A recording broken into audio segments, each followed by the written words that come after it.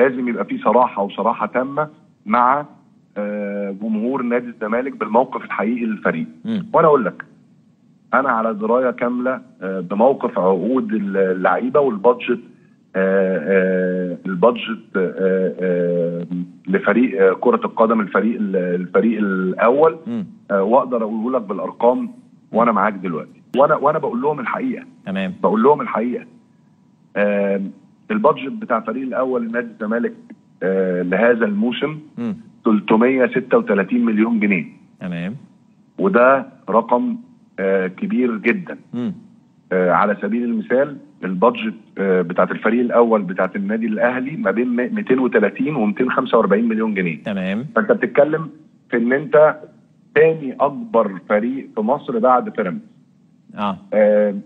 سؤال مهم جدا لازم جمهور نادي الزمالك يساله لنفسه قبل ما يساله لاي حد تاني. ليه نادي الزمالك عنده عجز في ان هو يوفي بوعوده وعهوده تجاه لاعبيه وتجاه مدربيه؟ الإجابة لأنه بيقدم عقود هو نفسه ما يتحملهاش؟ الإجابة إن البادجت بتاعت الفريق الأول بتاع فريق الكرة الفريق الأول بتاع نادي الزمالك أكبر بكتير جدا من العوائد اللي بتخش لنادي الزمالك، خاصة فيما يخص كرة القدم. تمام. وده معناه إن فريق كرة القدم داخل نادي الزمالك هو بيزنس موديل فاشل. بيزنس موديل فاشل يعني إيه؟